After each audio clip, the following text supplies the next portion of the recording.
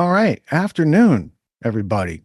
Good afternoon. Welcome. Thank you guys for all getting together. It's a bright, sunny day out there. There's a lot of things you could be doing with your time. And a couple times a year, we like to get together with some of my friends and colleagues and help to demystify what we do, to lower the bar, to help you guys close the skills gap, the work ethic gap, the confidence gap that it takes to be on this side of the screen. And I want to show you today that everybody that you are, all your favorite influencers of education that are purveying freedom related information, they're just like you with a couple little things that they did for themselves along the way that made them a little bit different and puts them on this side of the production. So in lowering that bar, one of those things is to humanize everybody. We are not rock stars, we are not celebrities.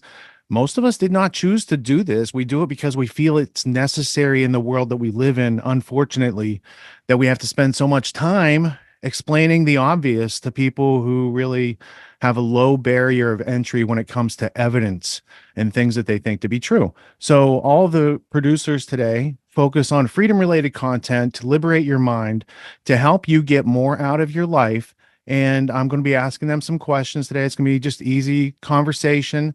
Nobody's on the spot. Nobody's under pressure.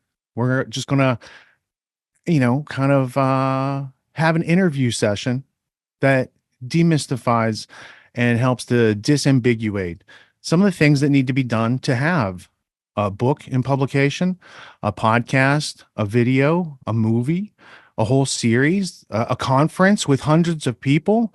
All these sorts of things are within your skill set. And I think that we all have these dormant proclivities for self-reliance that have been covered up by the crud in our society. And these VIP, very independent producer sessions are where we come together and we kind of shake that off and we share some of the magic that we've discovered for ourselves. And when you understand that that magic is just knowledge, understanding, wisdom, and experience coming together on a regular basis for yourself and doing things consistently, it's a lot easier for you to do. Before we go too much further, I host a course twice a year. It's called Autonomy. It's a training course for adults. The website is getautonomy.info. And we have an early bird special. We're going to start teaching at the end of March. So just a couple weeks away. And so there's a special. So you can find out. And that's also available to anybody who's interested from today's events. But we got to get to why we're here. This is the last part. This is the final crescendo. This is the grand finale. This is the fireworks presentation. Thank you all for hanging out all day. You have not done yourself an injustice by staying to the end. A lot of people might want to try to dip out. Not in this group. You guys are all hanging out because you might have heard that there's a liberty-loving rock star on the other end of this Zoom call. So I'd like to say it like this. A long time ago, in a galaxy quite nearby, there's a music lover named Jordan Page, and he got himself learnified on a couple instruments, and he went out and started playing songs for the people, and the people liked that. And then he kept doing it bigger and better, and before you know it, he's taking stage and bringing people like Ron Paul, like probably one of the only, he's the most vote-worthy politician who's ever ran for president in the past 30 years. And Jordan Page is out there rocking the crowd, making everybody believe in the Lovolution, right? That's that logo that Ernie Hancock came up with, where it's like he took the word revolution, but he took the word love and he put it back in there and said, we need some change, but it needs to come from a place of peace and justice and freedom and truth. And, these are the things that are written on our hearts that we bring with us into this society, as you might say, as Pete said earlier. So it's my pleasure to welcome Jordan Page. He's a longtime friend. He's a musician. He's a father. He's a homeschooler. He's so many things. And I'm glad you cut a little bit of your time out of your schedule today to enlighten this audience. How you doing, Jordan? I'm doing great, Richard. Thanks for having me on, buddy. Oh, my pleasure. My pleasure. All right. So at this point, there are many things that we can inquire into to kind of demystify how you do what you do. And I know you have a selection picked out, so you're not coming to this endeavor without a little bit of preparation and thought for what the audience experience should be in a situation like this. But once upon a time when you weren't a famous songwriter and you hadn't performed all over the world, What was it like trying to get your first break and like make a difference and have that difference recognized such that you could keep doing it, justify keep doing it? Oh, it was tough. It was tough. I mean, not that it's not tough even now, but it was really tough. I mean, back in the early 2000s, I think I became a professional musician. I've been a musician all my life, really since I was about 12 years old. But about 2003 or 4 is when I started like performing out for people for money. And I was really just touring around the mid-Atlantic area, Maryland, Virginia, DC, Delaware, Eastern Pennsylvania, and playing in clubs and theaters and doing a lot of covers, peppering in a few originals in there. But it was tough. It was a lot of work, and I was gigging probably 6 days a week and teaching music 5 days a week. So I was eating, sleeping, breathing music. I liken it to the story about the Beatles when they really cut their teeth in Hamburg, Germany, and they were doing like 4 shows a day, 6 days a week, and that's how they got so good. And when I first started teaching and first started gigging, I wasn't anywhere as proficient with my instrument or my voice as I became. And as well as songwriting, though I've been writing songs for many many years. It was when I really was spending tons and tons of time every single day honing my craft that I got better at it. Back in the day when you had to do the gigging and you had to do the teaching, right? You sometimes you got to put yourself to work with your work ethic, even if it's not what you want to do creatively at that time, because this is how you Sure. pay the bills to get that time so you can be creative later, right?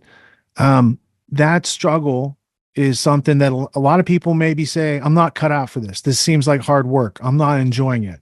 And that's kind of like the bottom of the learning curve before they start to see results. And they have an opportunity and a lot of excuses and little voices in their heads that say, you're not meant to do this. You should quit, that you're not good at this, all these sort of things. Did you experience that, or did your level of proficiency with musicality at that point help you to have the momentum to get through that trough and up to the rewards? Like just keep working at it. It'll work out. You've seen it before. Well, I've been raised around a lot of excuses, and I did not want to be like that. I've always felt a real urgency to live and to achieve and to push, and even I've had to fight through a lot of self-deprecating thoughts or just internal processes, internal struggles to get past that, and you really have to fight through that stuff. And I've been in a number of bands where uh, a member or multiple members of the band might say a comment like, "Man, this is becoming like work." And I would say to them, "Don't you want this to be your job?" Don't you want this Like to work? this is not playtime. This is like chasing our dream. The dream is to do this for a living. So if you don't treat it like a business, if you don't take it seriously, take yourself seriously, then you're always going to be at this lower level. You're never going to achieve higher states of success and of understanding. So you have to take yourself seriously.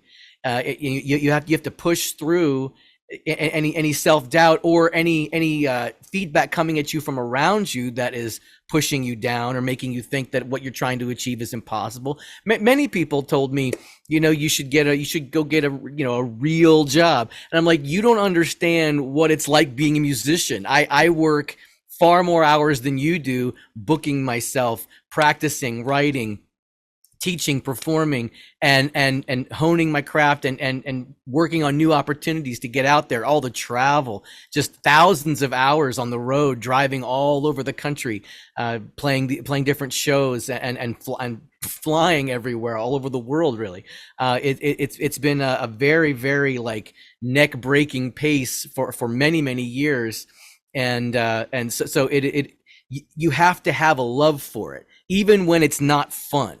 Because I mean, playing music, let's just face it, it's fun. It's especially fun when you're connecting with an audience, when you're connecting with people. I think that's probably true in a lot of professions besides performance.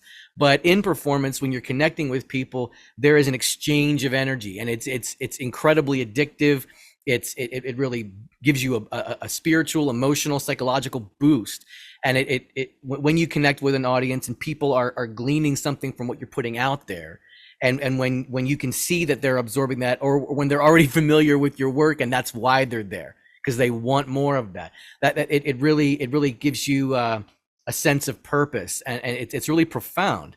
I'm I don't know, I've been at it a long time, and it never gets old, you know. But it has not always been fun, you know. It's like when you're going for your dreams, you're gonna go through grueling stuff. You're gonna go through difficult times getting there, or else it's not like the hero's journey. Like you have to overcome adversity, and which I've overcome a whole lot of it in my days. And but you know, I'm still going strong. Well, what you do is an example of the active literacies. It's the output stage. You can't do it without learning music and composing lyrics and practice and performance and work ethic and all the other things that come out to the output, right? And people in the audience, they always see the output is like, that's special. And we did do special things to do that, but you're special too. And you can learn to do likewise, whatever your passion is, right? So this idea that came to mind as I was hearing you explain your craft is that you're connecting most of the time emotionally to connect with them in a meaningful way educationally. Like there's a lot of your songs that have stories and they connect to real people and real pieces of history that people have never heard of, and many of them are political prisoners. And these are people's sagas who are going on like right now, real time. We have these things going on in our country, and you're not going to hear about it in the newspaper for some reason, but you might hear it, and other people around you have the freedom to play it. And then other people hear it. What's that song? What is he talking about? Well, it's a way of like spreading news that predates like the printing press, when you'd have a bard go around and sing in different towns, and this is what's going on over there, right? So you're keeping it alive, bro. Well, Yeah. music is a very unassuming infiltration mechanism because people don't have like a real defense against it. It's like water, you know. It just kind of gets in, and then once it's in, then they process it, and they, you know, whether they connect to it or not is subjective to every person. I'll give you an example. Years ago, I think in 2009, my manager at the time had sent my album Liberty to a radio programming guru in the Northeast, and this is like a clear channel guy, and he's a decision maker. Okay, this is a gatekeeper, and he sends him the album, and the guy calls him 2 days later and says, "Oh my God, I love this guy. I love this record. We're gonna make him famous. We're gonna have these songs. There's at least 6 songs off this record that I think could be singles. We're gonna play this. It's gonna be everywhere. You just wait and see." And then 2 days after that, the same guy called my manager and said, "We are never playing this guy." He's like, "I just looked him up and he supports Ron Paul, and I listened to the lyrics, and I was like, oh, we're not doing anything with Jordan Page, you know." But what's interesting to me about that is that he loved the music. You know, like the music got in him and he was feeling it and he was loving it until he realized what it was about, which was about freedom. And he had like an allergic reaction to it and a complete reversal of intention. And I found that to be really wild that it had that kind of impact once it was already inside. And it just shows me the power of music to penetrate, initially to penetrate barriers.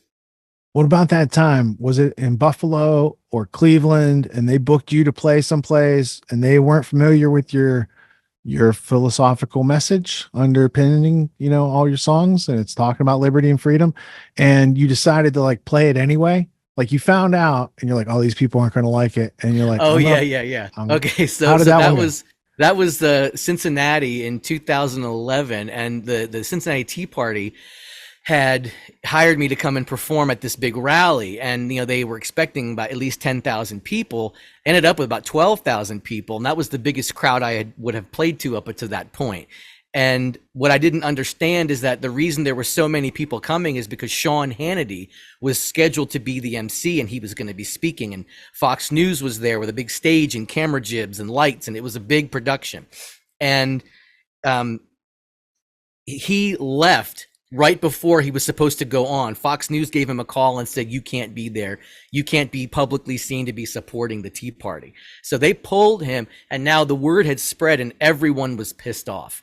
And I had no idea any of this was happening. I'm just like out there to deliver a message. And while I was sound checking on the jumbotrons, there was a picture like slideshow video set to my song Pendulum, and George Bush's face came on. George W. Bush's face came up on the jumbotrons and the big screens, and there was a roar of applause when George Bush's face showed up.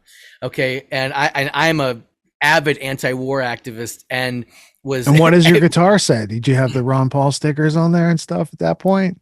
No, it's like wearing the wrong jersey at the football game, you know? Right, exactly. Well, I thought to myself, oh my God, these people are going to hate me. If they love George Bush, they're going to hate me, right?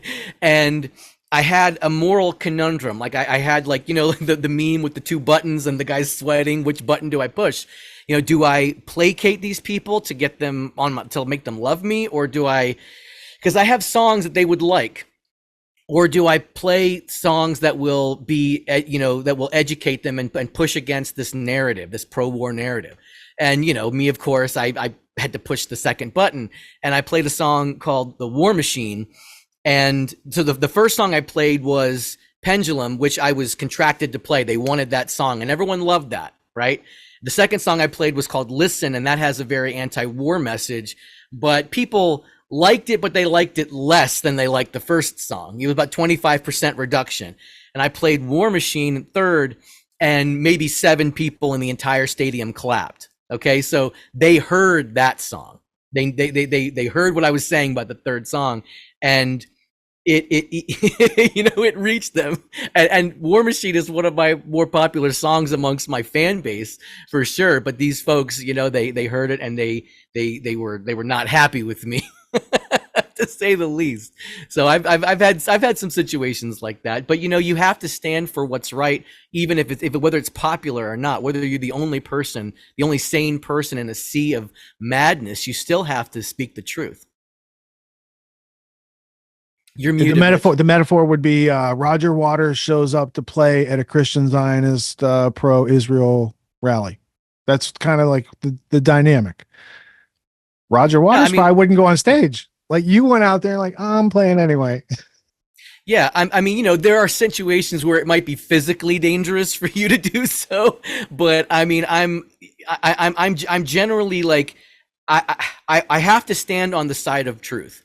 History will record me, and I'm a person, like, even when I'm alone, I know that God sees me, and I have to hold myself accountable to my principles and to who I am. Whether or not I, am recognized for doing so, I know it, and I can't live a fake life. I have to be real. Yeah, it's too expensive to do otherwise. Let's start there. Just be yourself, and yourself is enough to do what you need to do to go forward, to build yourself to whatever degree you want to. But you have to have something driving you, and like you have a lot of things that drive you that are part of who you are as a core person. An example would be your experience with 9/11.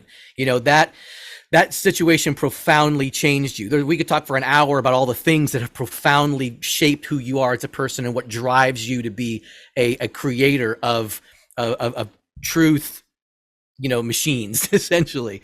And I have those too, and those are the things that push me even when I don't want to do it anymore, even when I'm tired, even when I feel like I'm ineffectual or like nothing I'm doing has made a difference. I felt that we've talked about this before. Like, there have been many times where I have been like, man, I feel like nothing that I've done has made a difference.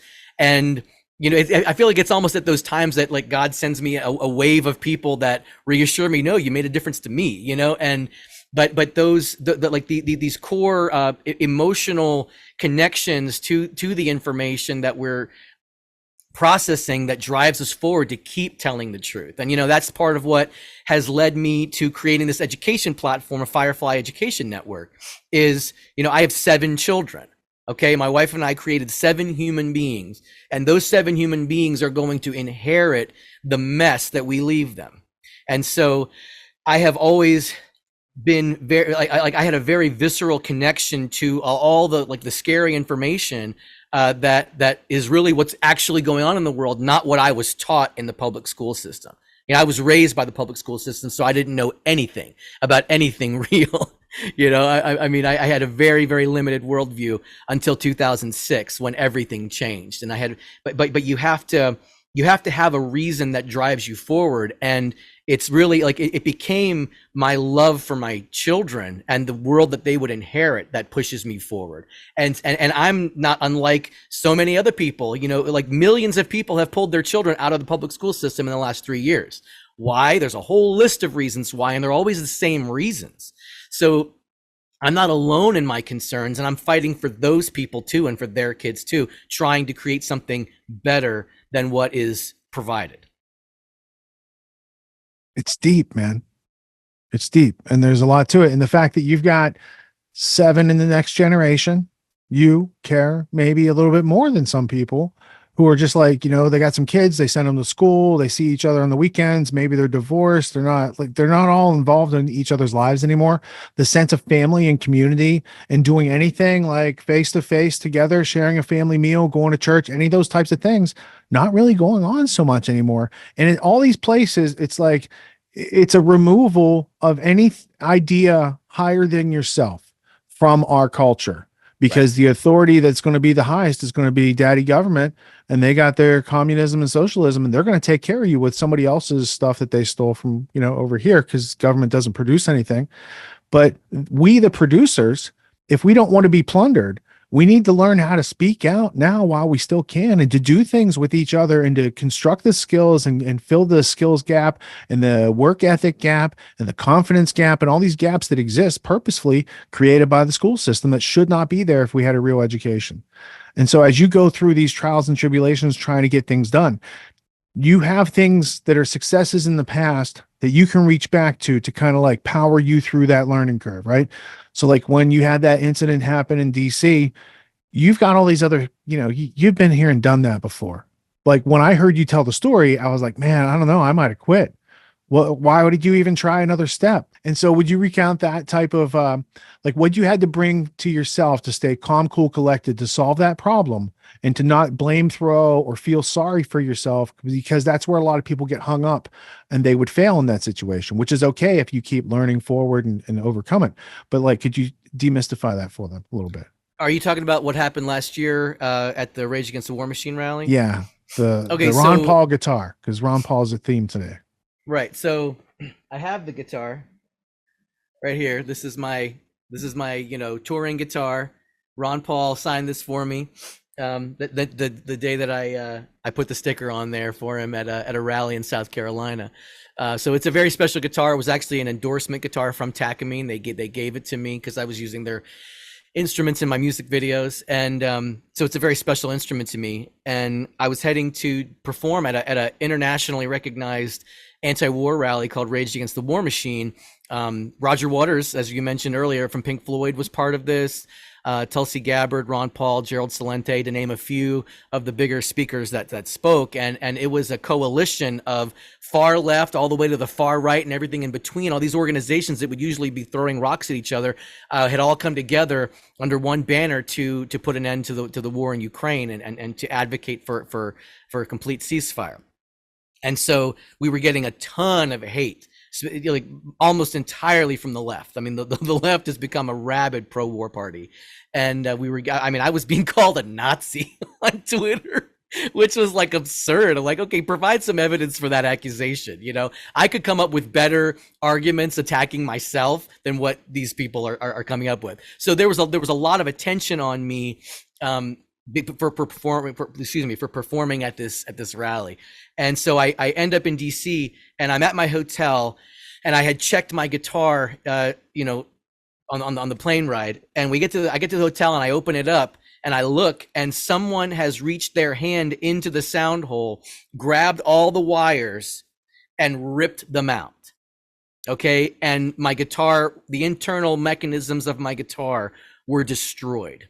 Okay, and so I took a moment, to process what had happened, and like this, the seriousness of this, because I have flown literally hundreds and hundreds of times, and have never, like, TSA always checks my guitar. There's always a little card in there saying, "Hey, we violated your privacy. Here you go. You know, congratulations."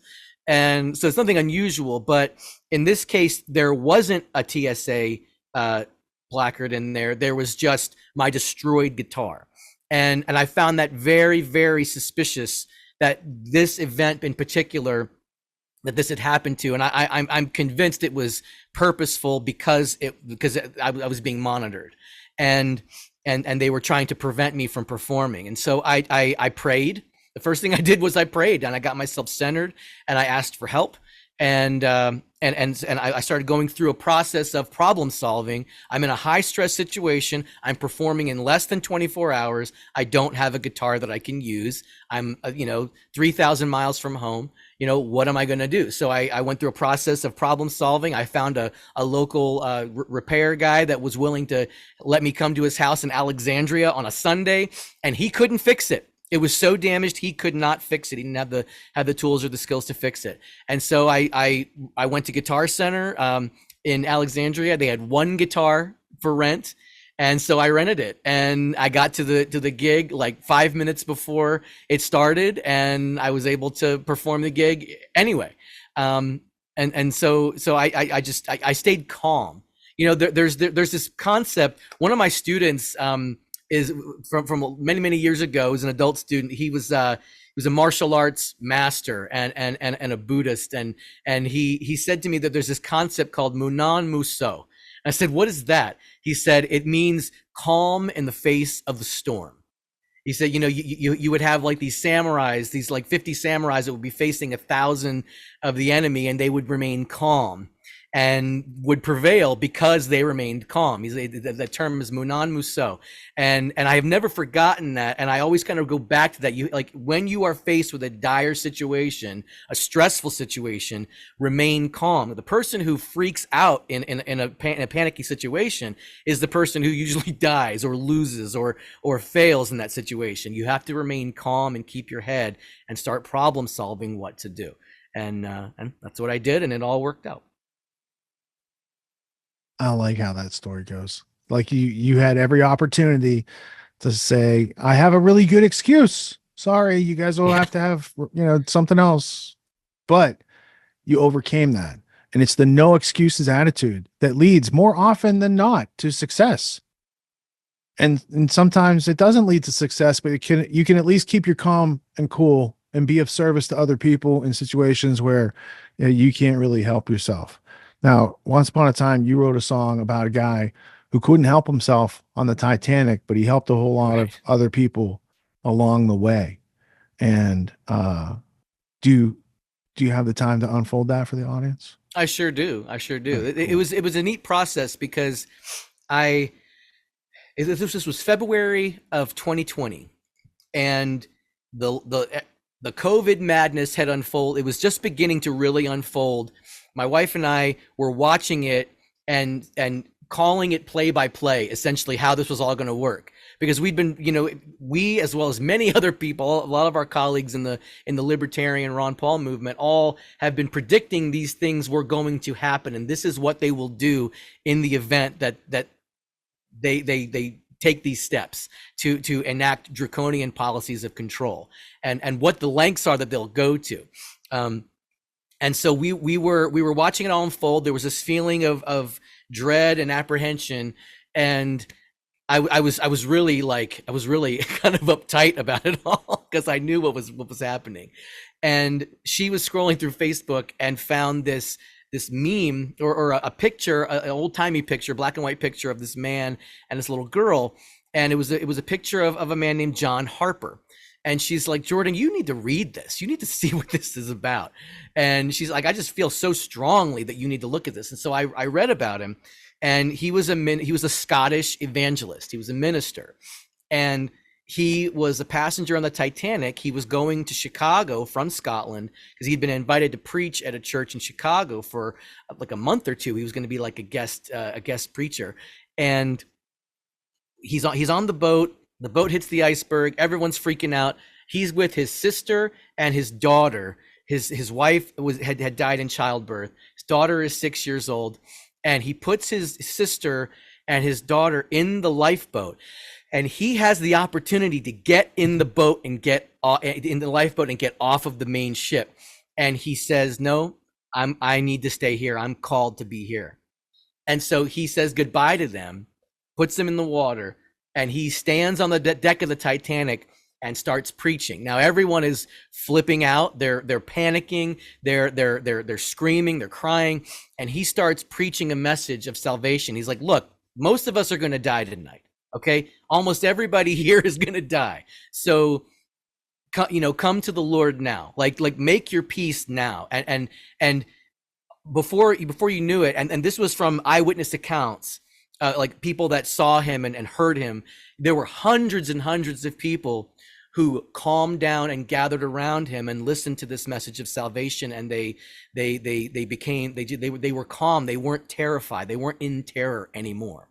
And he preached this beautiful message of hope and salvation. And eventually they all end up in the water, and he's swimming around with his life jacket on, and he's preaching to people in the water and giving them comfort in their last moments, in his last moments. He's not thinking of himself, he's thinking of others. And he comes up to this young man floating on a board, and he says, will you accept Christ as your savior? And the young man was like, no. And not just no, but emphatically, hell no, get away from me. And so John Harper takes off his own life jacket and he gives it to this young man who didn't have one, floating on the board. He says, you need this more than I do. And he swims away, and he continues to minister to people. Again, like the clock is ticking. His life is getting shorter and shorter. A while later, he comes back to the same guy and asks him again, will you accept Jesus as your savior? And the guy says no. And John Harper says, believe in the Lord Jesus and you will be saved. Those were his last words. And then he himself succumbed to the cold and the exhaustion, and he drowned. Okay, now out of 1,500 people that were in the water, only 6 were saved. Okay, that's a very, very small number of people to be saved out of that many people. Think about 1,500 people, okay? 6 were saved, and that young man was one of the 6. And he told John Harper's story that he felt that he's like his ministry to him in the water in this last moment before death saved him, and he was John Harper's last convert. And I just found this story, as a man, as a Christian, as a lot of things, like I just found this to be one of the most badass stories I've ever heard. And I learned everything I could learn about John Harper, and every eyewitness account. I dug deep because I wanted to understand him. This is a story I had never heard, and my wife is obsessed with the Titanic. And she maybe in another life she was on the Titanic. But I've seen the movie, I've read all the stuff, I've seen lots of documentaries. I thought I knew everything there was to know about this incident, and I had never heard the name John Harper before. How is this possible? Because no one had told his story with a loud enough voice. And I love these real life stories, and I want to tell these people's stories. And so I dug deep, and it was interesting. My wife was on the couch just a few feet away from me, and I didn't even realize she was praying for me while I was researching this. And I picked up my guitar and I started picking out a melody and a chord progression. And it was like less than an hour, this song materialized, and it became the Ballad of John Harper. But it was like I connected with the story, and I made the decision to tell it, and it materialized. And I think that's what people need to take from that. It's like we hear these things, but who's here to tell these things to other people in an entertaining way, right? And if you're a musician and you can find your calling by looking at these messages that need to be in front of more people and then thinking about it, and then before you know it, because you're trying. If you hadn't tried or focused, none of the you could have been playing video games, Grand Theft Auto, woo, the song would not have come into reality. But because you gave yourself time and place, or you took the time and place when it inspired you and you started taking some notes and paying attention, right? These things come into our world. And I think it's amazing. And I think it's such a good example of not just your songwriting talent or your your musicianship, but just like the type of person you are and the types of things that interest you and your wife, and what that adds up to in the reality of other people as far as music. And it's a thing that's being lost in our culture, and I want to help to preserve it. Would you mind? Are you able to play that song, or is it too sure. complex Yeah. for? No. All right, cool. I'm ready for you, buddy. All right, we're gonna do this song, and then we'll do a little Q&A with Courtney, and then if you have an encore song, would also be open for that.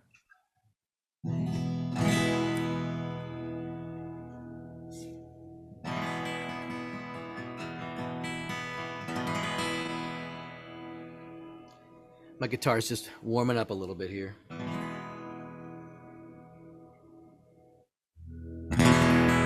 There it is. Okay, this is the Ballad of John Harper.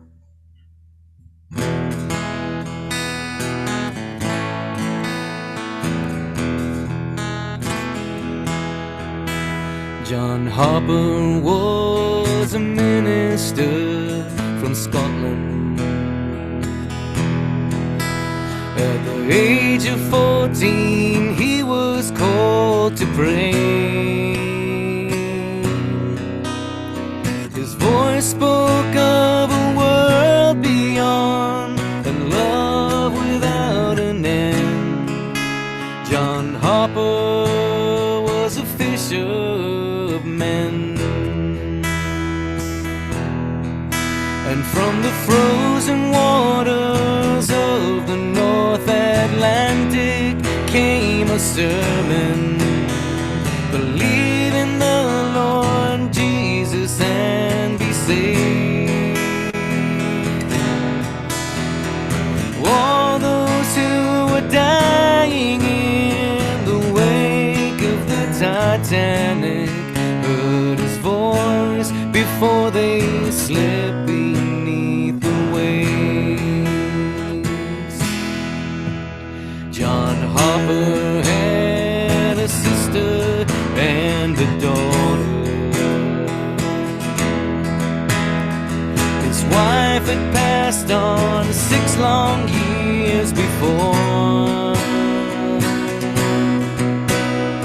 He placed them in a lifeboat and said, farewell, my darlings. I'm called to preach just a few minutes more. And from the frozen waters of the North Atlantic came a sermon.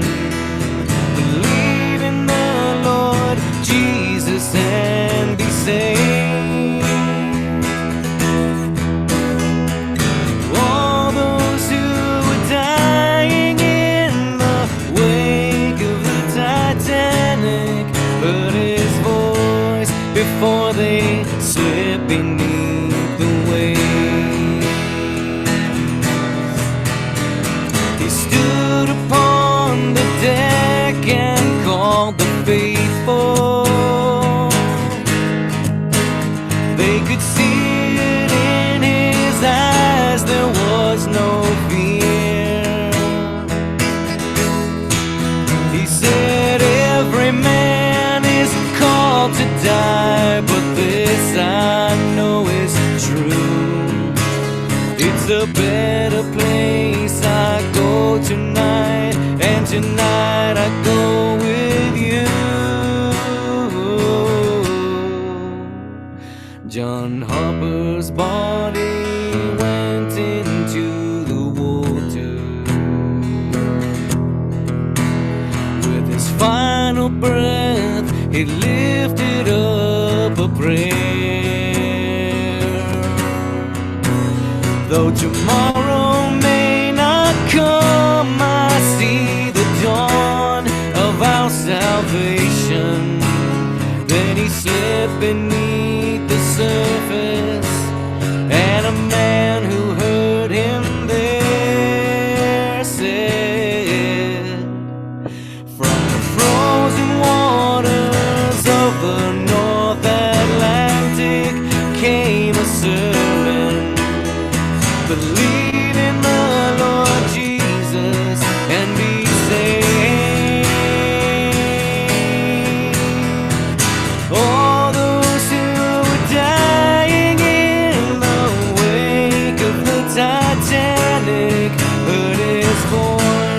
before he slipped beneath the waves. All those who were dying in the wake of the Titanic heard his voice before he slipped beneath the waves.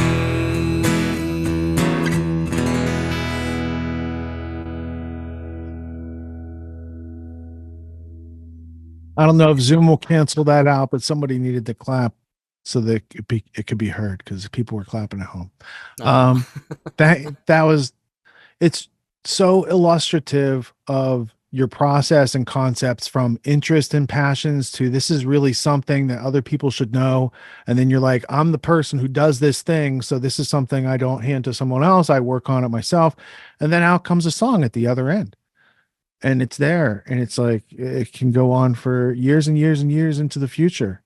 And who knows who's going to be doing what, and that's playing in the background or playing in the car or playing when their child's born, all these sort of things that make up our culture and bring meaning and help to it's like the glue of our culture. Well, Rich, I had an experience in 2016 that I really think kind of set this idea in motion for me about writing songs about real people, not just about concepts or about issues, but telling people stories. And there was a Arizona rancher named Lavoy Finicum who was killed by federal agents in Oregon, and during an illegal kill stop. And if people should be really interested in this story because it applies to everyone. If they can do this to him, they can do it to anybody. But Lavoy Finicum was part of Ammon Bundy's occupation of the Malheur Wildlife Refuge. They were trying to get control of the records that were kept there from the Bureau of Land Management, who had been terrorizing the citizens of Harney County in Oregon for many years, and stealing people's property and doing all kinds of really terrorist activities. And they were building a legal case using their own records, and that was a huge part of the reason they occupied the refuge peacefully. And Lavoy Finicum was going around the area helping, like giving ranchers practical steps to unplug from the Bureau of Land Management system, and that I believe is why he was killed and targeted specifically for assassination. And I had been following this case very closely, and was getting information, from people that were there about what was happening, kind of in real time. And the night that he was killed, I mean, I was just so full of like this dark stuff, just because it was terrifying, and it made me so angry. And I had this experience where the Holy Spirit just kind of came into my house and just like a mighty wind and hit me, like it was something I felt happen, and all of that dark energy just left. And I heard this little bubble pop, and I heard like an inner voice in my mind say, he was a man who loved to walk the land. He turned his cheek, but also took a stand. And I was like, okay. And I started typing, and I wrote this song, The Ballad of Lavoy Finicum. And I wrote it again. It was like 20 minutes it took for me to write this song. And the next night, this was January 26th of 2016. January 27th, I posted a video of me playing it on my couch. And the next morning, after that, like within 8 hours, really, it had like 15,000 views. I was like, wow, it got around in a short amount of time. And then the next day after that, it had like 40,000 views. And the day after that, Lavoy Finicum's daughter calls me on the phone. I don't even know if she got my number, but she tracked me down, and she said, I want to thank you for writing this song for my dad. She said, we're all here at our ranch, and everyone is crying and deeply in mourning. And we keep watching your video all over and over. We've watched it 40 times by now. And every time somebody new comes to the house, we play it for them again. And she said, it's giving everyone in our family hope and comfort that our father will not be forgotten, that his name will not be forgotten, and it wasn't in vain. And that really was an extremely humbling experience that just it showed me the power of writing true stories. And then the next one that came along was Schaefer Cox, who was a political prisoner, and he was railroaded by the FBI and convicted for he had like 28 years for conspiracy. What does that even mean?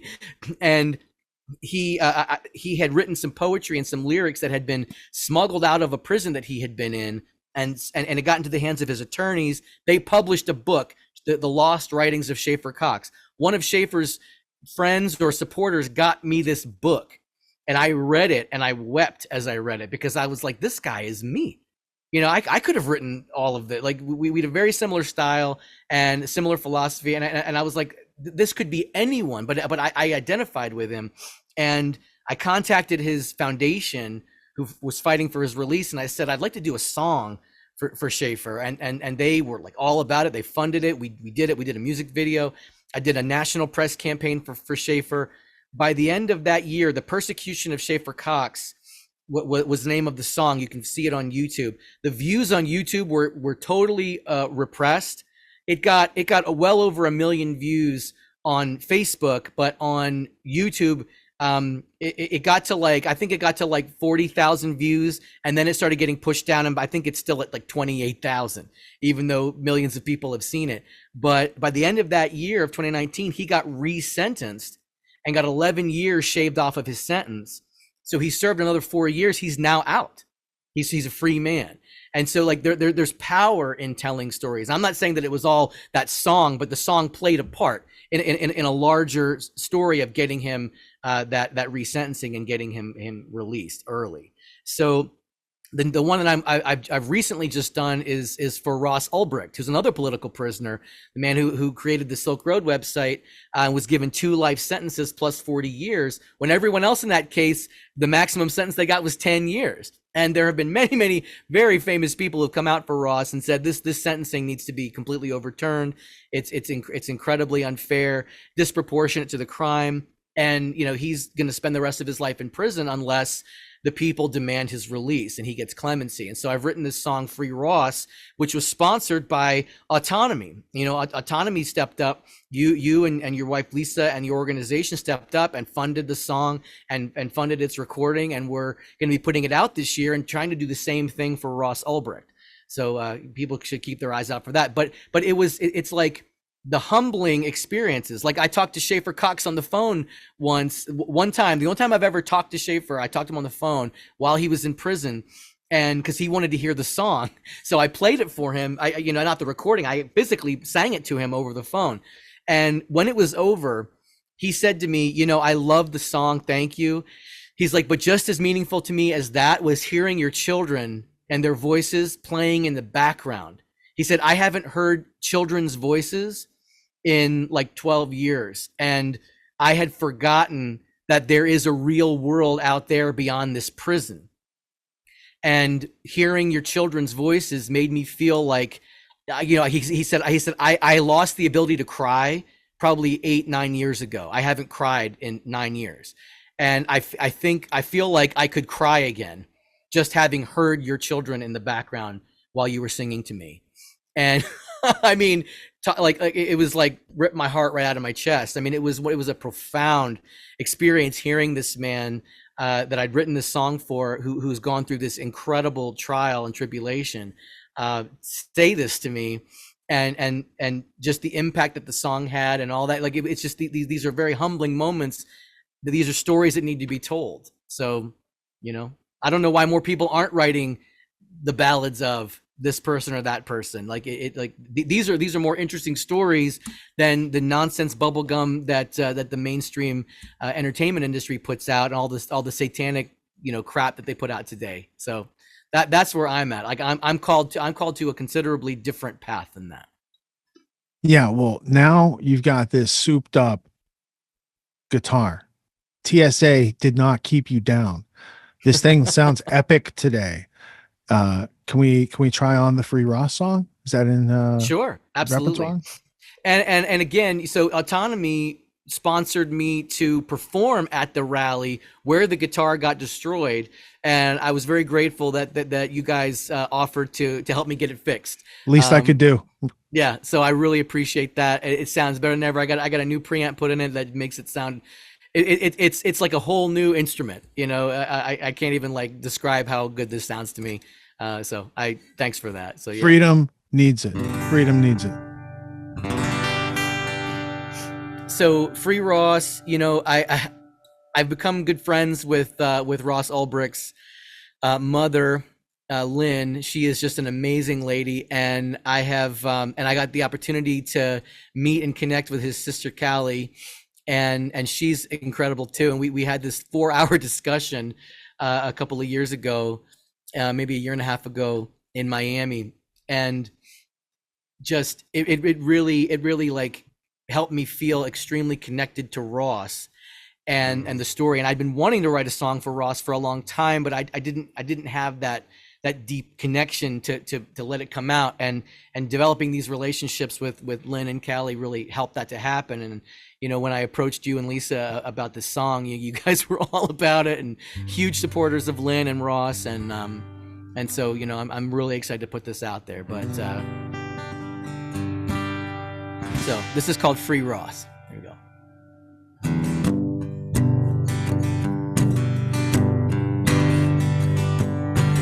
Is there anywhere on earth where a man can still be free? Will he bear the weight alone, or will he have to bend the knee?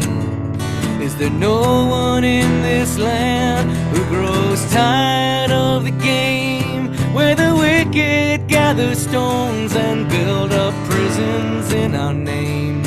There's a story that you've heard before. It's been told in every age of a gentle soul misplaced inside a cage. Whoa, whoa, whoa. Free Ross. Whoa, whoa, whoa. Free Ross.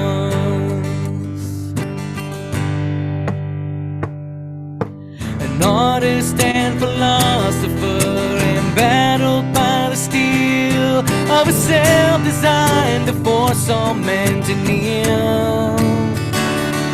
But he's patient and determined in his endless duel with time, in a sentence unbefitting of his crime. Will you bend your ear to listen? Will you turn your face to see the injustice staring back at you and me? Whoa, whoa, whoa. Free Ross. Whoa, whoa, whoa. Free Ross. He stands in the present, looking back, he sees the boy he was is gone. And there's no pretending, living day to day, and death he carries on.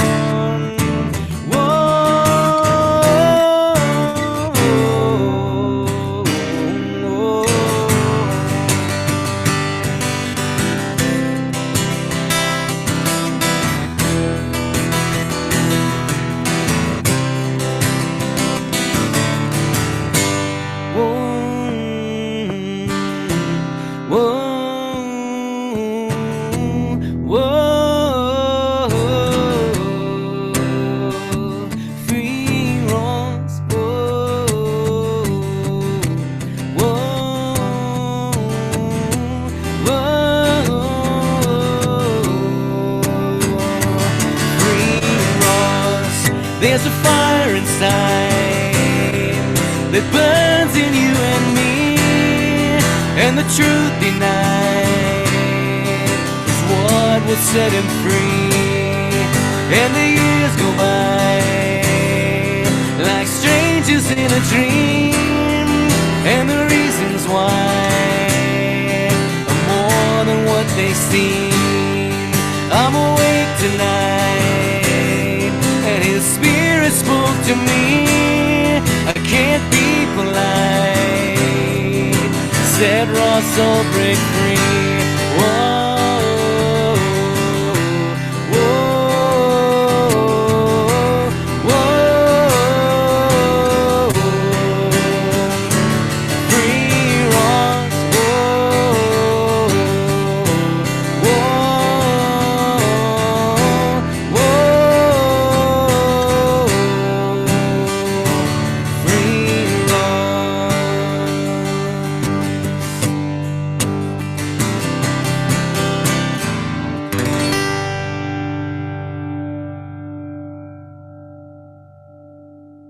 Captured it. Thank you. Nailed it. People were looking for a lighter emoji in the chat. They're like, why is this not available? How are we supposed to all show our support? They are figuring it out. It was fire, dude. Well, I see all the hearts and love and hands clapping, so I appreciate you guys. I'm glad you liked it. Yeah, it's And special when we're all live together, like doing this. It's different than the replay, yeah, for sure. And the recording, wait till you guys hear the recording of the song, just sounds phenomenal with the full band and the choral arrangements of the vocals. It really it's far surpassed my hopes and expectations, so I can't wait to release this song and get it out to you guys. Now you've also got Strings of Freedom. I always call it Strings of Liberty. Maybe we should rebrand Strings it, of but Freedom. that's the course you developed. We helped you over here at Autonomy. You produced a course. You've taught over 5,000 people how to play guitar prior to making the course. So you've got experience. You go through, you teach people what they need to know, and it's there to serve them on their own time while you're out there working on the farm and raising the kids. And cows. Don't forget cows. And We have a pregnant cows. cow. Oh, congratulations. Congratulations. Thanks.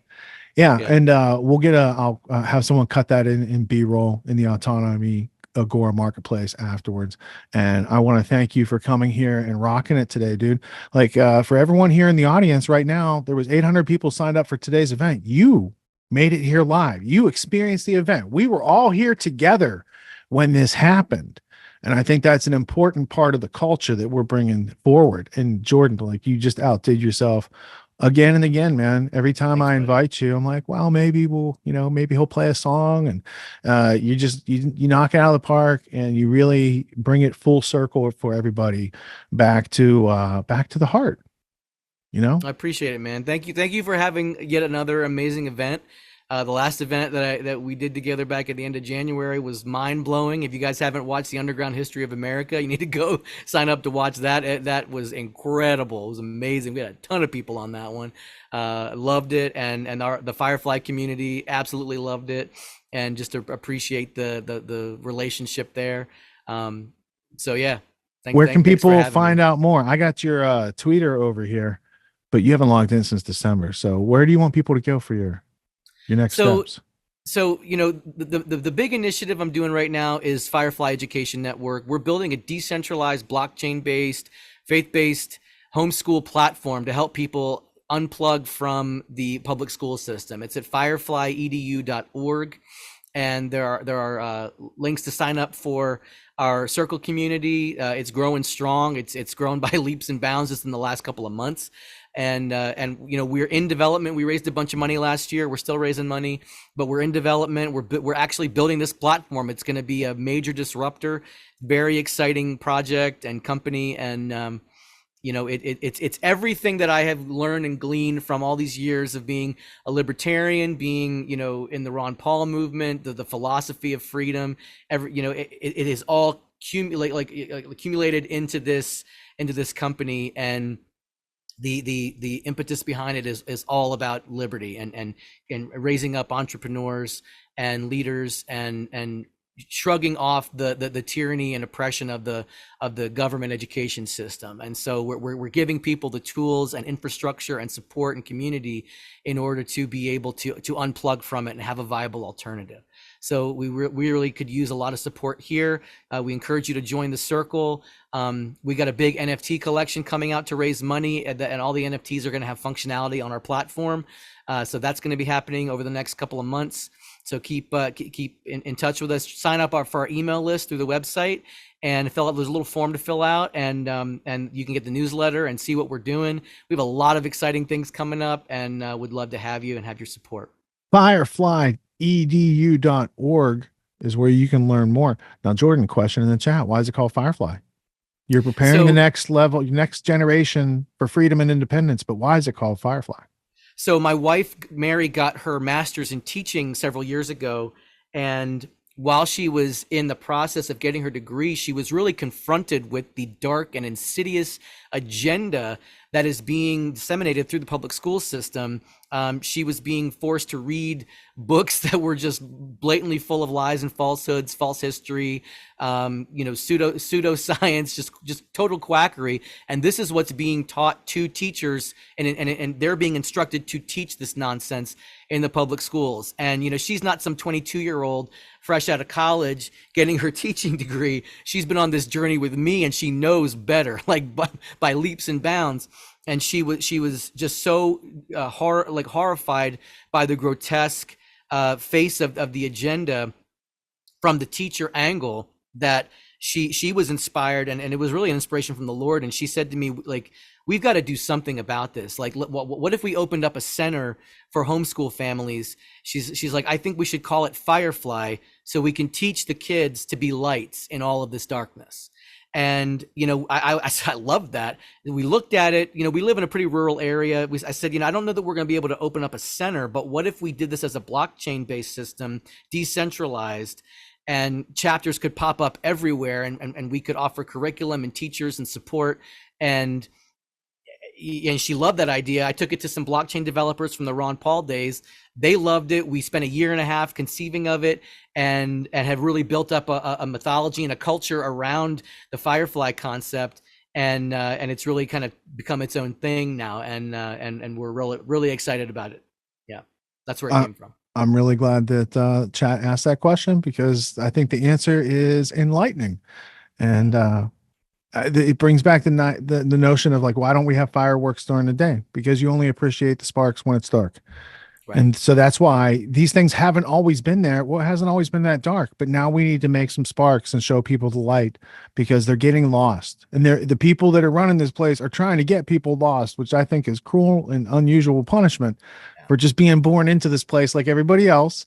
Didn't have a lot of control over where, when, what religion you were, what color your skin is, all this stuff. We don't control that. Okay, let's not work with that. Let's work with the character and content of each individual in this shared human experience, and let's see if we can grow in the right direction. Jordan, I really appreciate it, and get back to Mary and the family.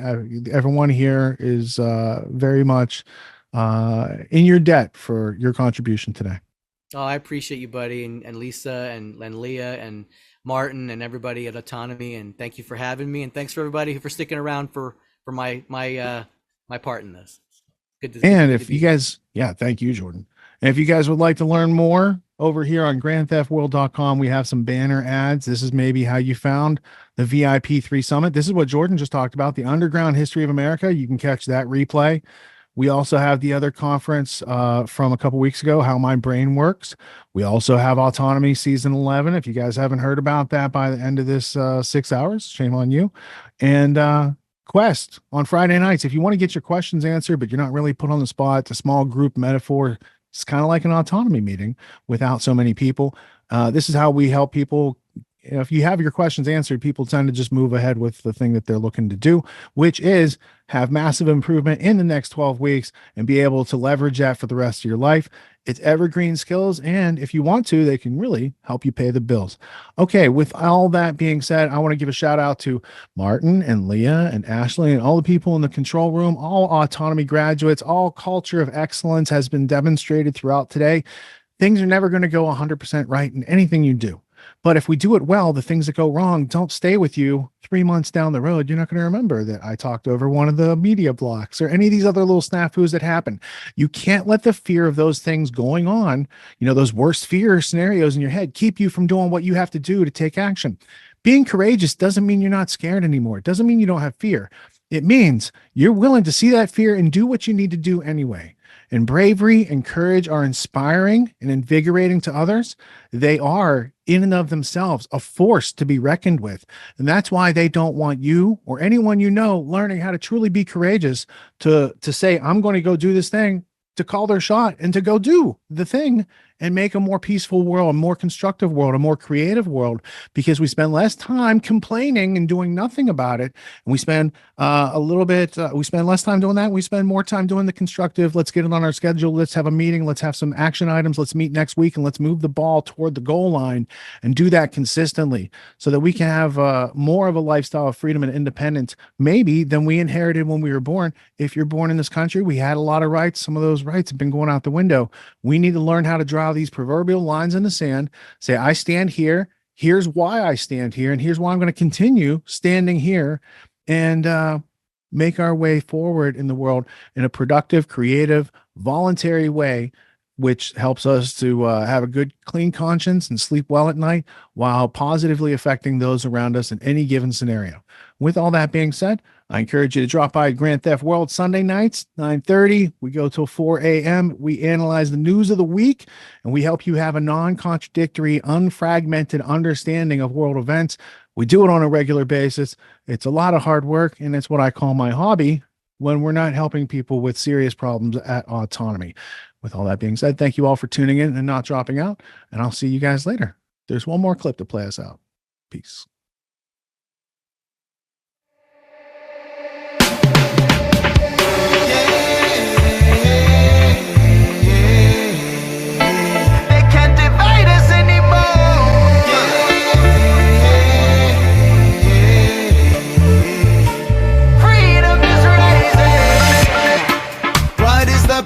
That we've come to this earth for far too long. We've suffered in silence. Now we experience a rebirth as the cosmic clock counts down. All the more blessings we learn. No more faith in authority, media, politicians, and governments. We let them burn.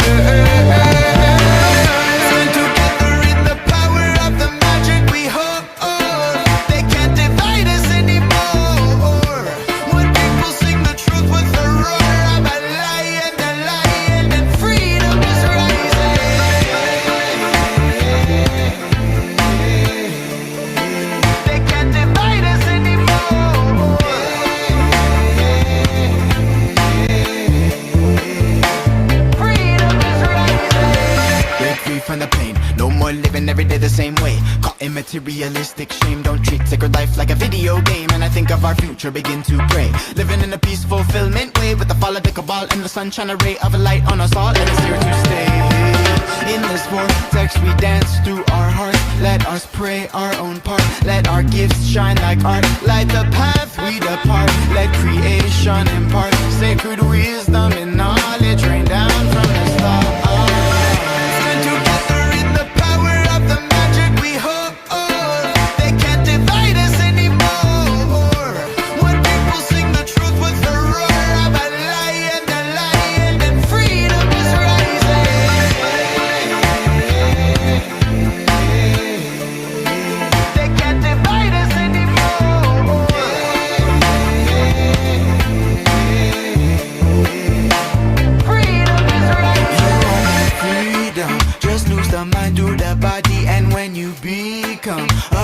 For divine flow, then your inner peace come. Intention designed to grow, and then you will see some visions that shine with the glow. And you know some ancient century, sing and dance and raise vibe and energy, mind enhancing the righteous sense that we not alone in this life. We worthy of light or sense of delight. Cherish experience of the melody, the beat in rhythm and harmony. Awaken spirituality, and you know it's time to stand together in the power of the magic we hold.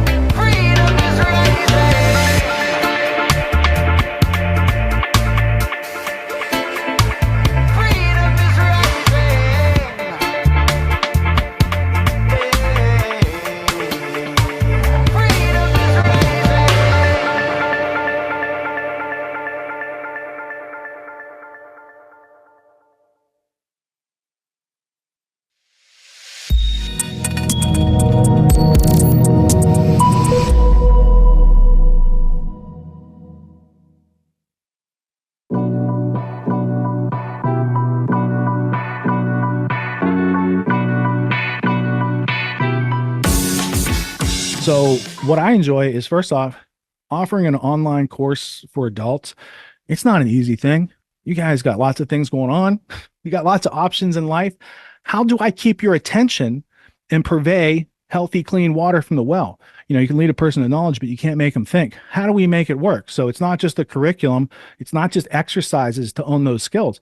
It's also a community. And with that community comes a lot of extracurricular activities, projects, and all the marketing and everything. Like everyone who works with me, for me, they're all autonomy graduates. So what is it? It's a training course designed to bring out the excellence in any individual, whether you want to be an employee, an entrepreneur, an investor, like whatever you're trying to do, learn how to do that with excellence. There's going to be obstacles along the way. Learn how to overcome those with an attitude of gratitude, a willingness to get it done, and the resourcefulness to ask the questions to overcome those obstacles. Learn your way forward. These are the elementary skills that we should have been given in school if it was a real education. And because so many people graduate from those systems and don't thrive because of the absence of these tools, it was a logical idea, an offer to say, here are these tools, try, survive, and thrive. What tools are they? The tools I bought for myself when I was in college. I invested $5,000 in myself. I bought the franchise license. I went through the training. I went and found the people I wanted to hire. I ran businesses during the summer, gave up my spring break so I could book deals for the summer. And that's what gave me upward projection trajectory coming out of college. It wasn't my degree and it wasn't my resume. Never had to use my resume or my degree to get a job. My job performance told the story to employers who need people to solve big problems. So when I became a whistleblower, a lot of other people saw the back door. They took the money. Why was I able to blow the whistle? Because I have a way to make an offer to the market other than that bullshit job. If I need to go find something else to do, I know how to learn anything. And I've done these things before. Not a big challenge. Big challenge would have been look the other way, ignore my little voice of honesty that was instilled by my parents and the people I grew up with in Western Pennsylvania, where ethics and integrity actually mattered in the content and character of a person. Whereas today, none of that stuff matters. All that matters are things about you that you can't control and had nothing to do with. An inverted picture of reality is what we're trying to ward off through intellectual self-defense. So twice a year for 12 weeks at a time, I take whatever students show up and are looking to learn, and we go through the paces of, we do a global meet and greet. We do the lecture each week. We have a Q&A after the lecture. We have another Q&A on Sunday for people in Europe and Australia and other places that couldn't make the Friday lecture.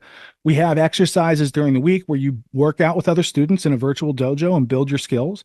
We have community activities. We have ongoing education. We have a whole university of courses that comes to the graduates once they make it through the flagship course of autonomy. It's one fee to get in. There's no other fees. It's lifetime enrollment for those who want to keep coming back each season, twice a year, to improve themselves. I've got students that have been through it 10 times, and they continue to show up for themselves, grow, adapt, evolve, overcome problems, and get closer to achieving their next goal. So if you want that type of choice, opportunity in life, you can go to getautonomy.info/ignite. We're changing the landing pages and stuff right now, but we're open. So check out the offer for season 11, which starts in about 6 weeks. I've always been interested in kind of forging my own path, which can be pretty difficult in a world that's built the way that it's been built, where we go through this indoctrination system, this schooling system, and you get spit out the other side, kind of they kind of mold you, to fit a pair of shoes, if you will, like you're going to go into a factory, or you're going to go and be a soldier, or you're going to do this or that, or whatever, these aptitude tests and things of that nature, this outcome-based education model that we have, that we've largely had in this country for a long time. That's not me. No, I'm not going to be a victim. No, I'm not going to be a slave. No, I'm not going to do what I'm told just because I was told to do it. I will not shut up. I will not sit down. I will not go quietly. And we may be headed toward a situation like that. But the more and more I go, every week I go through autonomy, then I'm going through this, and I'm thinking to myself, you don't have to be in that line. You can step to the side and kind of forge your own path, and you could be a part of a community that's really blazing a new trail and making it possible to exit and build, if that's one way you want to call it, or to say no, be a part of a community that's able to stand up and say, no, thank you, please. No, thank you. I don't have to go and follow that line to the slaughterhouse. I can be a part of this.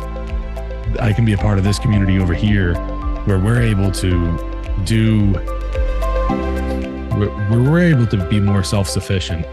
We're able to, have the responsibilities and tackle responsibilities to make it so that we can generate more freedom for ourselves, for the people around us, and that we're not a part of the problem.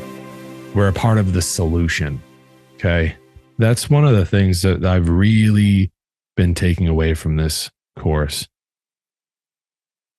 I guess I want to start by saying that one of the most attractive things about autonomy for me is the education on how to escape the scarcity mindset. Before autonomy, I had goals, but I could never really formulate a solid plan of action that would really get some wind in my sails.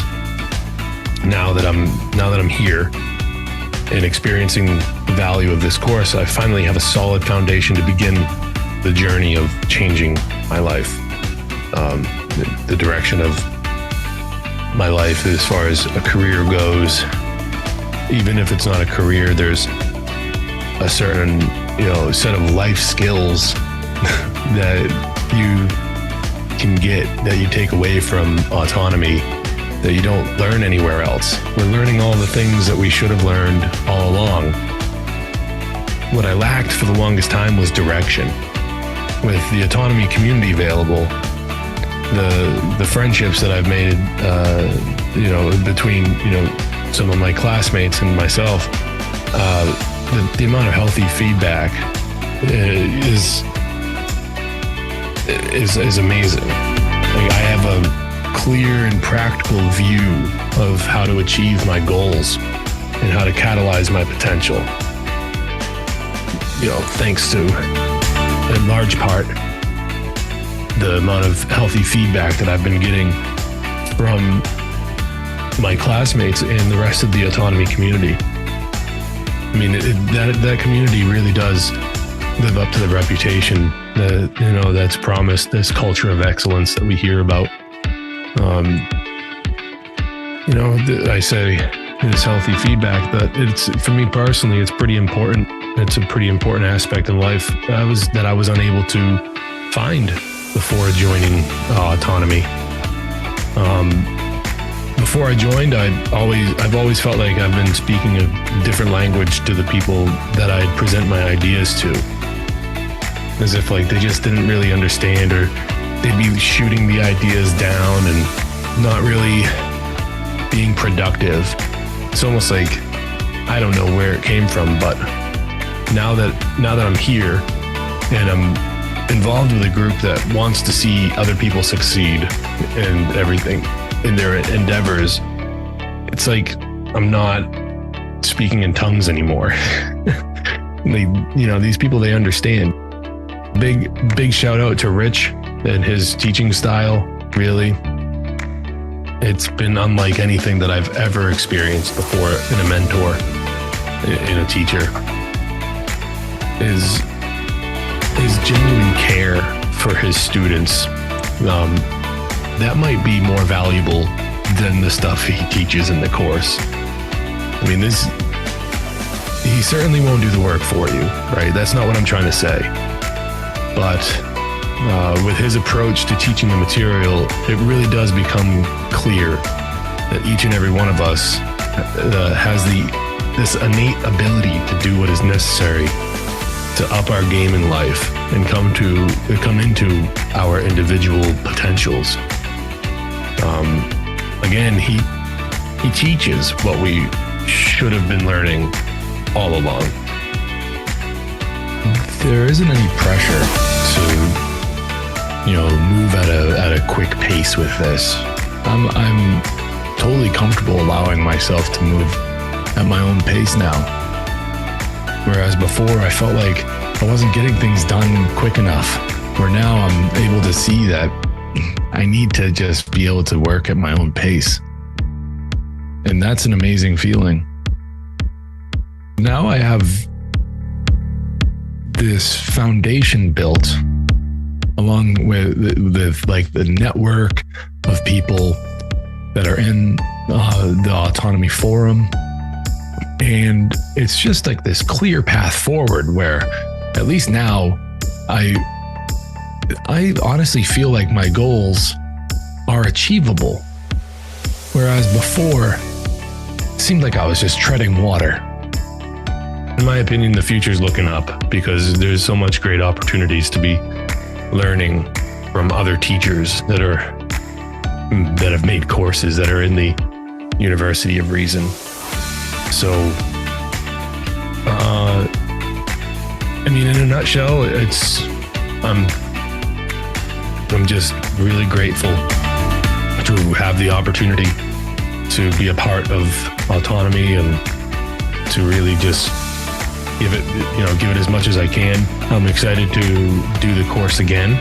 The replay value is awesome, and the return value is even more awesome. We can replay the course in the off season, and then I'm excited to come back for season 11 and learn even more.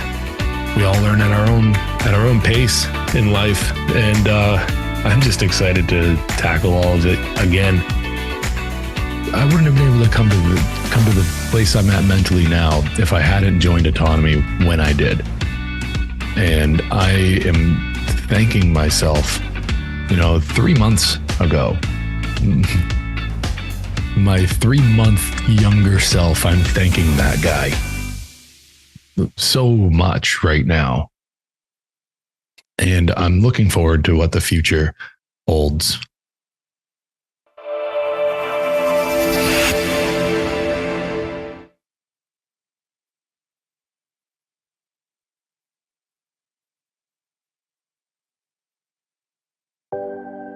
Hello there. I am pleased to announce that I just celebrated my year anniversary of joining Autonomy. And one of the coolest things was to go back and look at my before Autonomy self-assessment, looking about where I was at that time. I was still waitressing. I was a breakfast waitress for 11 years and really felt stuck. I felt very, very stuck in the grind. My goals are simple. I want a simple life, live comfortably, and I want to start a family. I want to start a family with my husband, and I intend to homeschool. And so the goal of that is to be able to work from home and still be able to pull my weight and provide for my family. I wasn't sure how I was going to be able to do that. Last year, over a year ago, I had even tried another course with the same kind of intentions, and still things just weren't going anywhere. And I joined Autonomy, and foot on the gas pedal, everything started moving. Less than 2 months, I had my business license. By the end of the year, I was shaving several days off of my work week of waitressing and able to supplement more time freelancing. And the beginning of March, when COVID hit, it was the push that I needed to quit waitressing and start working from home full time. And there's no way that I could have done it before without Autonomy. If I had, it would have taken me a lot longer. Scarcity mindset has gone away. My self-doubt has drastically lessened and gone away. Now I'm the copywriting team captain for Autonomy Unlimited, and I get to spend my days helping clients that I care about, that share my values, and helping others coming through Autonomy on their journey to success. So I'm teaching, I am just living in my element.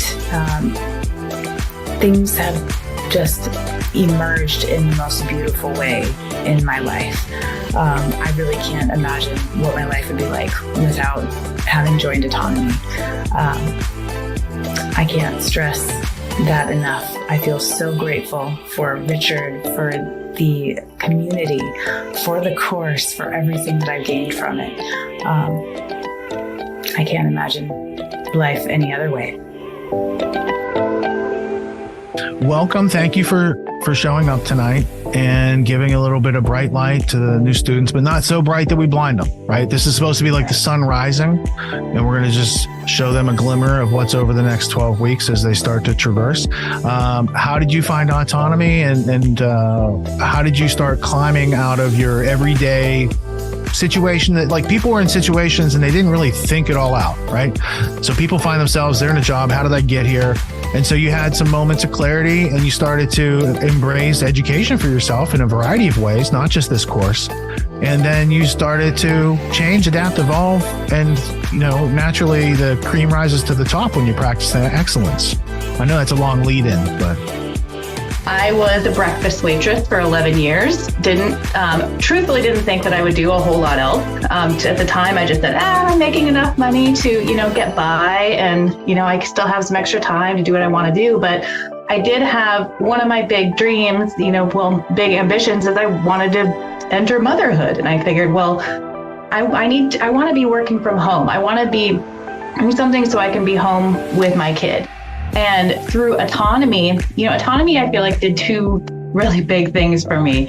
Yes, it did change my entire work life, just a lot of life, but it really transformed me as a person. Like, I gained so much self-confidence and realization that I could be independent, that I didn't have to just continue on with mediocrity my whole life. And so, through autonomy, I started learning more and more about copywriting, started getting more jobs, and kind of like how you mentioned at the beginning of this call, where, some people would, go through a season and not really participate a whole lot. That was me. Season 2, I didn't unmute. I wasn't in the Q&As. I was just sitting in the background. And you missed out. And you figured it out on your own time. Yeah, I was being my little introverted self, at the time. And so, I got to take everything in, but of course I didn't experience a whole lot of transformational growth. And so season 3, I really dove in and hit the ground running. And that's when a lot of things started to change for me. And so at the end of that season, I had my business license. I was only working, I think, 1 day a week at the restaurant, just holding on to that little safety net until COVID came and kicked that in the butt for me. And gave me the kick I needed to finally, quit the restaurant job and go, working for myself full time. So, got really good at copywriting. It's something I've been doing for many years. But there did come a point where I was feeling a little unsatisfied, and it was a little confusing at the time, because I said, I've accomplished my goal. I'm independent. I'm working for myself. Why do I still feel misaligned? And that was when I met Ron. And so I love that Ron was able to come on and, speak first and speak a little bit there, because it really was that synchronicity of him and I meeting, through some marketing stuff. And at the time I was leading some small, low caliber accountability groups, in autonomy. And he offered, said, hey, I could give you some tips on how to do this better. And through our conversations, I just started to learn more and more about coaching, and absolutely fell in love with this work. I mean, now I feel like I'm really aligned with what I'm supposed to do in my life.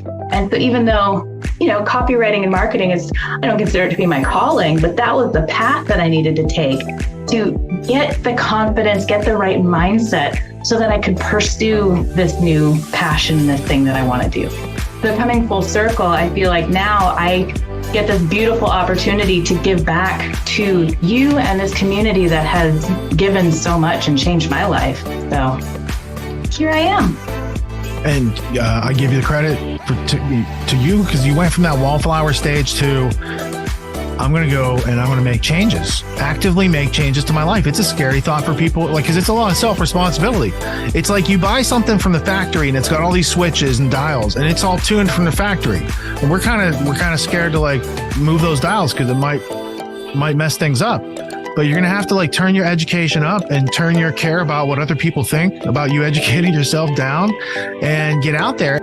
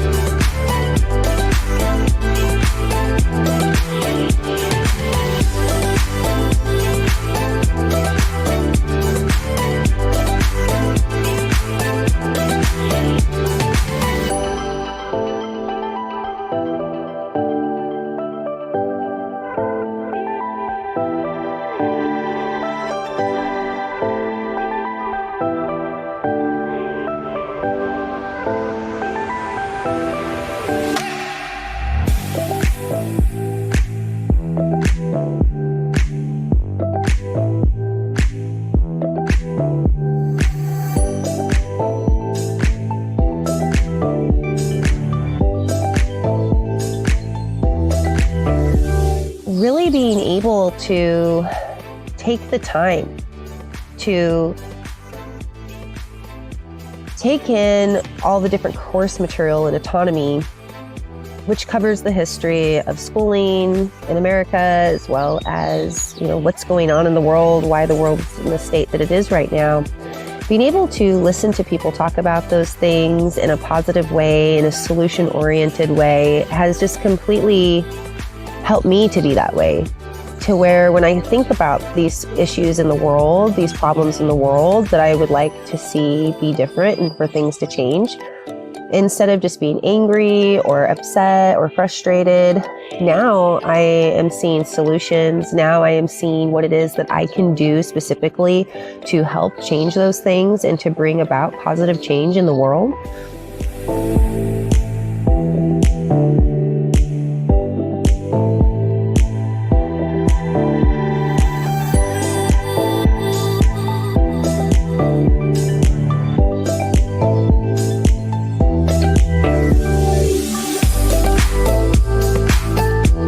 So to come upon autonomy in this group of people who are accepting of my perspective and understanding, and not only on that side of things, but also people who are very goal-oriented and supportive of each other, it's meant so much to me.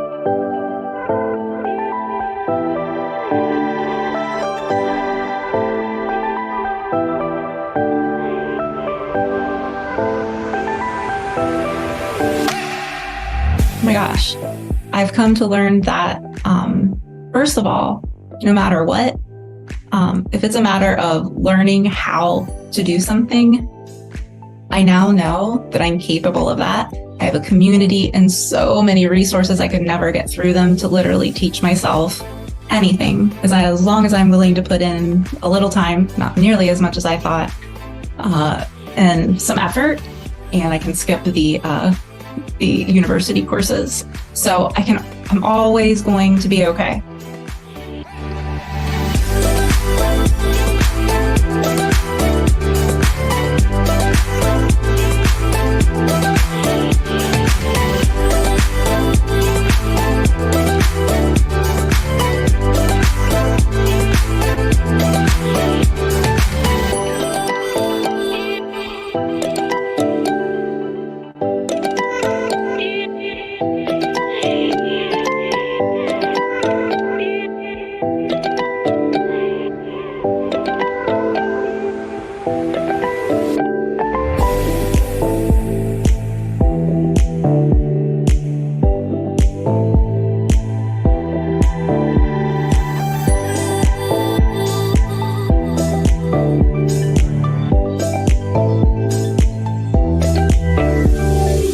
Totally unexpected to learn this stuff here, and it even got me thinking that, wait, I could maybe get into some kind of project management. I did a little bit of management work when I was in the tech world years ago in my 20s. And I just sort of bring that up again. It's like, hey, I could actually do this on some project, just be running. I don't know exactly what kind of project it might be, but I could see running a team using Trello, organizing myself and other people and helping us all get things together. So it's just making me sort of open up about the possibilities and things in the future. I'm just very happy to be here in this community.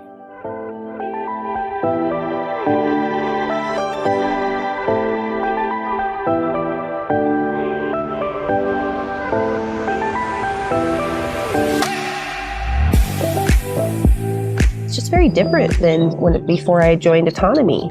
Before I joined Autonomy, I kind of felt like there was a lot of people didn't care. Kind of had this feeling of people don't care, not enough people care. And I don't have that feeling now. Now I feel like there's a lot of people who care. They just don't maybe have a way to express that or are not speaking out, but in their heart, they do care.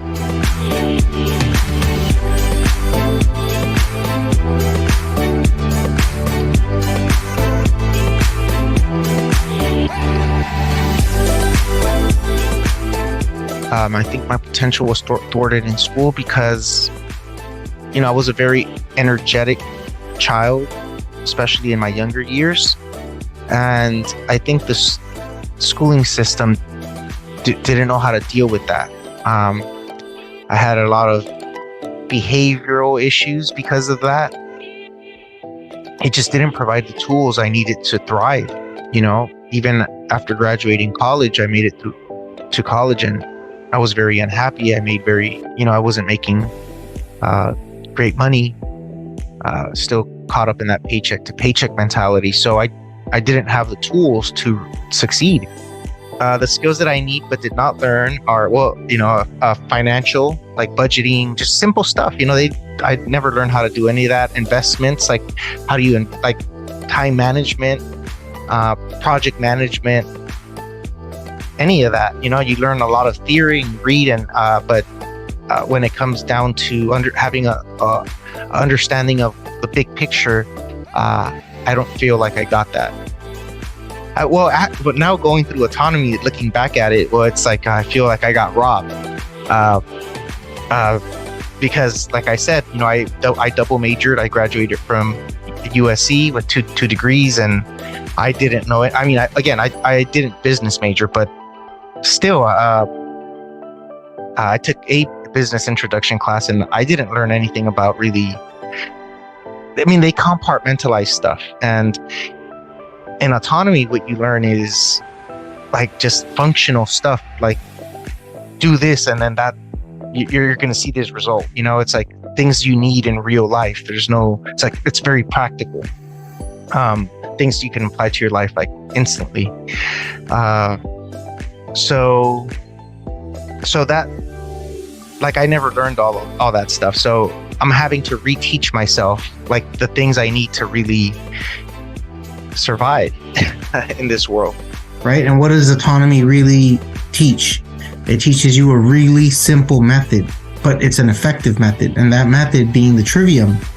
I think in autonomy, a lot of people know it as like input, processing, output. But it's the same thing, whatever you want to call it, whether logic, grammar, rhetoric, or input, processing, output. As long as you understand the basic concept, there's a basic understanding of gathering information, processing that information, organizing that information in order for you to take effective action. So that tool is what's required, I believe, or at least one of the tools that's required in order for you to be able to create your own path to take effective action. Because for the majority of my earlier life, I just thought just to take action, but I didn't really have a map or a plan of all the necessary steps. That tool, the trivium, has filled that void. And because of that, I've been able now to not only create my own map, but take effective action in following that roadmap. I have had the pleasure of working with Richard, and it's been some of the most valuable experiences that I've had in autonomy, because in addition to getting Richard's complete attention and the wealth of experience and knowledge that he brings to the table, I think it's a great opportunity for others also to contribute, their experiences and what they bring to the table. And the lectures always help. There's a ton of value in the lectures, and the opportunity that we get after the lecture, and in addition to Sunday Q&A for those who sometimes miss it, we get the opportunity to really get some clarity on if we have questions, for example. So yeah, overall, there's definitely no lack of inspiration in autonomy. There appears to be a ton of it. It's an abundance. So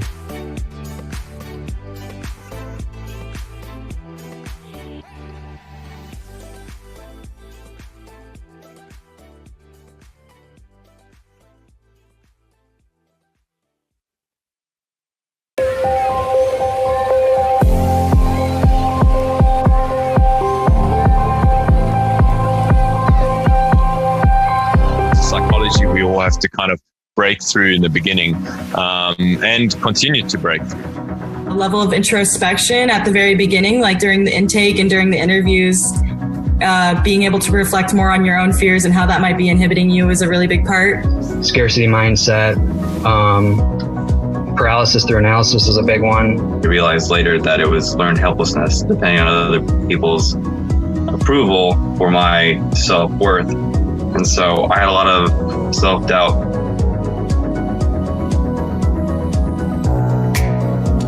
Talk to different people, look at different teams, work with different people, and start to find what are the things that you can do that are really valuable for other people and businesses and whatnot that you can freely and like happily engage in. And this is where the laws of attraction kind of apply. We have a network of people of excellence and knowledge. There's so many smart people here. It's unbelievable. The structure that surrounds that, the Discord community, is very supportive, both from Richard and otherwise. Sheer volume of information. For the Q&A on Sunday, you can ask questions. I've never had an experience like Autonomy or the people that are in the group, and the people that I've met here are just tremendous. Because of what he brings to the table, like everybody that comes here just amplifies that.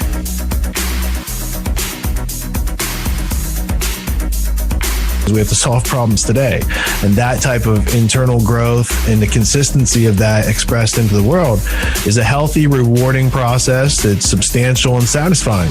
I'm in a place now where I'm like, okay, there's things I can do, there's tools and skills.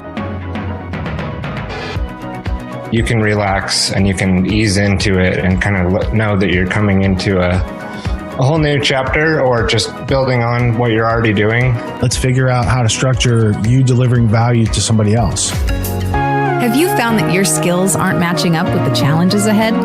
Here are 19 essential skills for success that school never taught you.